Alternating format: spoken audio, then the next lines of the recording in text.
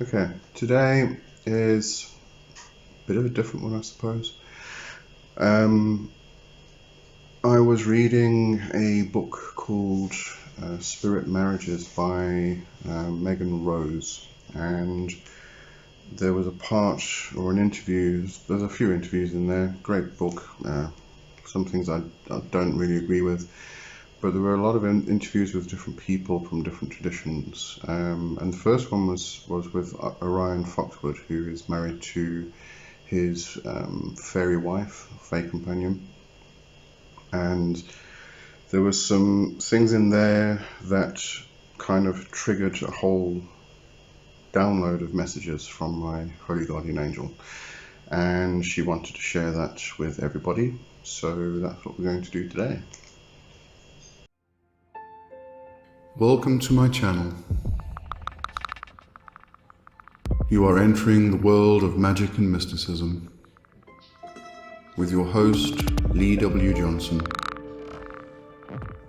Keep the lights on and help improve the channel by becoming a supporter for just $2.99 per month. Hit the join button.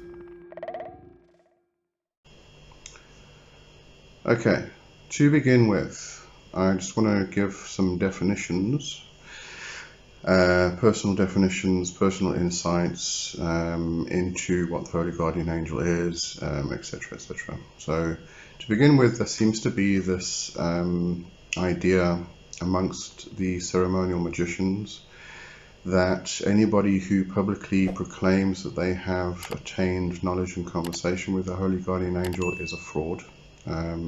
It's a red flag, and therefore to be careful. I kind of agree and disagree with this. I think with anything, not just this particular topic, but with anything, you have to be careful about the source, because any topic within magic and witchcraft and spirituality, any topic in general really, people can talk shit, and they often do. So you have to know the source, trust the source, and if it's a new source, then go and research, But I think that this idea of anybody who publicly proclaims this is a fraud is a bit stretching it a bit too far, because if that were the case, we wouldn't have the Abramelin working to begin with. We wouldn't have Crowley's Liber Samic. We wouldn't have anybody publishing books and such things that are public and talking about this topic. So, therefore, nobody can really learn unless it gets passed on word of mouth and, teacher to student type of thing. But I think in our day and age, that's changed a bit. There are a lot of people who are remaining solitary. They find it better that way, and therefore they need to find the information somewhere. So I think it's a good thing that we talk about these things, and I publicly proclaim that I have attained knowledge and conversation with my Holy Guardian Angel. If you think I'm a fraud and I can't be trusted because I've done that, that's fine. Okay, thanks for stopping by, but I'm going to carry on anyway. So alright, so just some definitions. Holy Guardian Angel. I don't particularly like the term. It does specifically come from Crowley and from ceremonial magic. And ceremonial magic does have this approach of separating the material from the spiritual. God is out there, not within us. So I don't particularly like that approach. And when we talk about the Holy Guardian Angel, it sums up a lot of imagery for a lot of people, which is not particularly suited for the topic itself. It's not an angelic being which is out there somewhere. This does have a lot of crossover with a lot of other things, but the Holy Guardian Angel itself is a specific thing. There is debate whether the Holy Guardian Angel is part of our soul or whether it's a completely separate entity. I believe it is part of our soul, as basically everything is. We are all connected and all one, after all. But, when it comes to this topic of the Holy Guardian Angel, we can cross over to other things. We can call it the personal daemon. We can, in my understanding that is, I can't actually separate these concepts far enough apart to actually make them separate things. So we have the personal daemon, we have the fetch mate and the fetch beast. You can extend it into the familiar. Some people do, I've noticed. I would kind of keep that separate, I think. But it is a familiar spirit, it's familiar to us. It's also family, part of who we are, part of our unity. I personally like to refer to the divine self. This is the divine being within. And therefore we have to come to an understanding and definition of the underworld, because this is where this being comes from, this self. This is to carry on with the Holy Guardian Angel and crossovers, the Fey Companion. So we are looking at an underworld entity, or underworld being, but it is our own self. So when it comes to the underworld, another term that's used for the underworld is inner world, and this really does speaks very well of what this actually is. It is the inner world, it is the inner temple. Many years ago, I remember reading on, it was a discussion with Robin Artisan on a Yahoo group, and one thing he actually mentioned made perfectly sense with me and clicked with me straight away, was that when we talk about the underworld, it's under the skin. So the underworld is under the skin of a leaf, under the skin of a stone, it's under the skin of the earth. So the underworld is beneath the surface. It is inside, it is inner. So when we talk about the inner world or the underworld, we are moving inward and down inside. I don't think we should take this too practically, going into the earth, into a cave or something like that can bring us closer. But it's not a physical movement usually. It's more of an energy movement that takes place. Now, when I was reading, or I was actually listening to this book, Orion Foxwood starts talking about R.J. Stewart's workshop and mentions the Star Walker, the Surface Walker, and the Dream Walker. And these are considered to be three aspects of our own soul or energy body, which cover the three realms. So the Star Walker covers the upper realm, the Surface Walker covers the middle world, and the Dream Walker covers the underworld. And when we come to the underworld, in a lot of traditional craft practices, we come across what is called the black sun. This is the sun which is within the earth, which is in the underworld.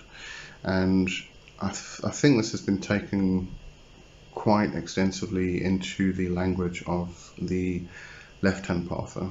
Left-hand path covers many different practices, but when I say the left-hand pather, I'm talking more about the practices of Satanism, demonolatry, and such things.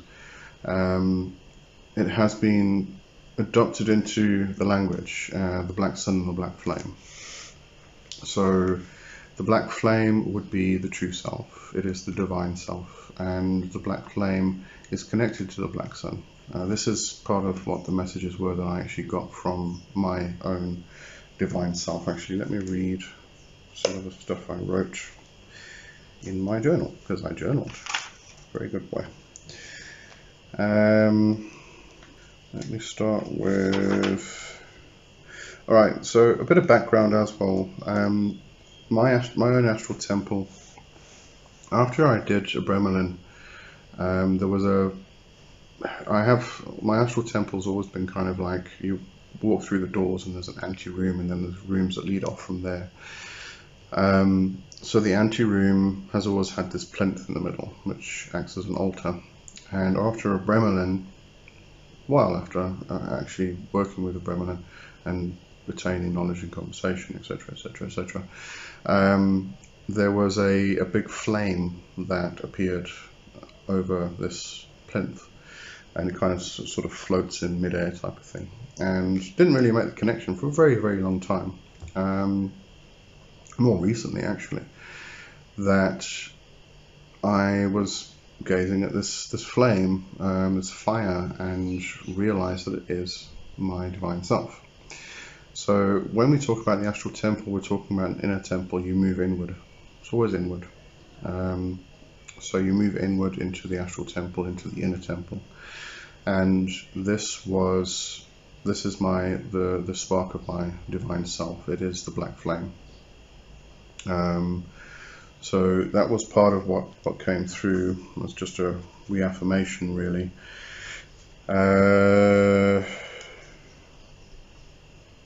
This was just after I read that bit by the interview with Orion Foxwood. To reach the HGA, we must first descend the star body from the upper world, ignite our souls with the upper. To do this, we move the power upward within the physical body to explode into the heavens, which ignites the upper. This light attracts the lower, and the HGA can then find their way to you. And then another session, let's have a look. It was basically steps on what to do in order to attain knowledge and conversation. So it was awaken the brow, and then awaken the serpent in the root and move it up to the brow. The reason you would awaken the brow first is because it acts like a light, like a target point. There's a couple other reasons why you would do this before you move down to the root. You'll notice there's a lot of Kundalini aspects in this. Kundalini is one way of describing this process. There's a lot of other ways, but you ignite the brow, and then you awaken the serpent, and the serpent moves up, and it can find the light because you've ignited the brow. When it gets to the brow, then the next bit unites energy of lower with upper, Shakti with Shiva, so that we can illuminate the darkness with the first light, bringing it down into ourselves. And just as the brow lights the way for the serpent in the root, so does the first light illuminate the path for the divine self to reach up from the underworld and ignite the black flame within, connecting the first light with the black sun. Okay, so yeah, these messages that come through. So the basic process that I was shown, I'm being given, and this is going to be an ongoing thing.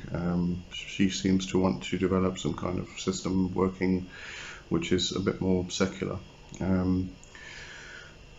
So what we do is we ignite the brow, as I've mentioned, and then we awaken the serpent in the root. We move the serpent up into the brow. When it comes up into the brow, it then gets crowned. The serpent becomes crowned.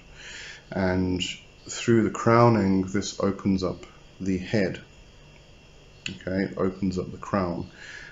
Here you might see a similarity with voodoo when we with the Metet ritual, where they open the crown and then place the lower in the crown into the head. So the serpent comes up into the third eye, it explodes through the crown, gets crowned, opens up the head, and then reaches for the Lucifer. And reaches for the first light, pulls the first light down through the crown into the heart. This is where the Holy Guardian Angel would sit, in the heart center. Then that lights up the heart, and this allows the divine self from the underworld to move up and find that light within you, and then move up from the underworld into the heart center as well, and therefore you're uniting lower and upper worlds, bringing everything into union. Now, how does this equate with doing a Bremelin. Very similar thing. With the Bremelin, you are reaching out to God. You are igniting your own soul. You're inflaming yourself with prayer. You are bringing Godhead down into yourself through the names of power and prayer and such things. So you are reaching up, calling for God, bringing God down into yourself, which then allows the HGA to come through and unite with you. So it's a similar process. It's the same understanding, the same aspect. I don't expect everybody to agree with me on this. This is just what I'm being shown, told, given, and it makes a lot of sense to me. So this is really the process. So you don't, when we talk about this concept of attaining knowledge and conversation with the Holy Guardian Angel, a lot of people, and I did when I was doing this, feel that it can't cross over between different faiths and different traditions and different paths. It has to be this Kabbalistic approach, even Christian approach, which calls on God and calls on the angels to protect you and inflame yourself with prayer to God and things like that. That system itself is very fixed. It can't break away from that. When I was doing the first time I did a Bremelin, I tried to break away from that completely and make it into a pagan thing, but it didn't work. And then the second time I did it, I was a lot more trained in Kabbalah and such things, and therefore it kind of made sense. I felt more comfortable doing it as it is explained in the actual in the book itself, Sacred Magic of the Bremelin the Mage. So that system itself is kind of fixed, but the understanding the route that you take is very similar to a lot of other approaches, other traditions, Kundalini being one of them. We ignite, we awaken the serpent, we move that Shakti energy up Sushumna, we work with Ida and Pingala. This process can take a long time. Don't get me wrong, this can take a long time. There is aspects of moving energy between Ida and Pingala in order to starve the serpent, and then the serpent starts to awaken with hunger, and then you then push energy in to feed it, and it ignites, it awakens the serpent, which then moves up Sushumna into the brow, and then it explodes through the crown and unites with Shiva energy. So there's that. There's the aspect of using fire breath. Fire breath you can find in a lot of different paths. It's found in Buddhism, Tumo. It's found there is mention of it in Marilyn Tunishen's book, I think that's how you say her name, which is all about sexual aspects of the Toltec warrior path and Don Juan's her relationship with Don Juan and things like that.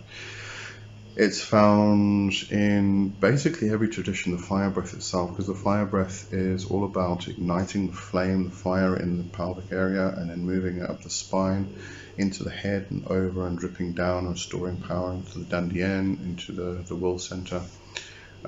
So there's all these different processes that we can take, all these different practices we can do, which do a very similar thing, and practically the same thing with all of them. So it is that, before you can reach to this particular self within the underworld, you first got to ignite it's kind of like equating the microcosm with the macrocosm. You have your physical body, which is the microcosm, which relates to the macrocosm, which is the cosmos. So what you're doing first of all is awakening the microcosm, and then reaching out to the macrocosm, bringing the macrocosm into self, and therefore uniting all of the different layers, all of the different aspects. And it's probably the easiest way I can explain it anyway, that makes any kind of sense. So that's oh yes, and also I wanted to mention that when it comes to attaining knowledge in conversation with the Holy Guardian Angel, there is such a huge emphasis put on this. Crowley does say that you cannot perform magic until you have attained knowledge in conversation. You can, but it's just that you'll probably find that when you do, the magic becomes more enhanced, it becomes better, easier, more powerful, and such things.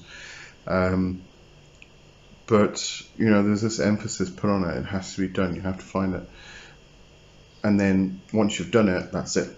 Now you've reached adept level, and that's it. That's all you have to do. No, that's like the very, very tip of the iceberg. There's a whole load of stuff to do after you've done that. You can go into, the book I was reading, Spirit Marriages. You can go into that aspect of it if you don't just define it in a Golden Dawn or Crowley aspect of the HGA being this particular thing.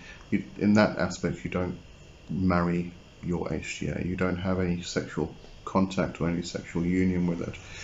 But other traditions, in other countries, have a very similar thing with these divine beings, and usually quite often they are fey companions. They are otherworldly or underworldly beings that you come into union with and you marry. And there are marriage ceremonies that happen in order to bring that union. So depending on how you define all of these things, as I said, I find it very difficult to completely separate these concepts of the HGA and the Fey Companion and the Fetch Mate, and the Divine Self, the True Will, and all of these things. I find it very difficult to separate them, and I can't really. So for me personally, from my personal standpoint, my personal definition, they are the same thing. Again, as I said, not everybody's going to agree with me, and that's fine. Everybody has their own understandings and their own path to walk. So don't agree with me. I don't expect you to. But these are things you've got to go out and discover for yourself. Alright. Okay, so that's it. I'll see you on Wednesday for Ask Lee. Have a good one for now. Cheers. Bye bye.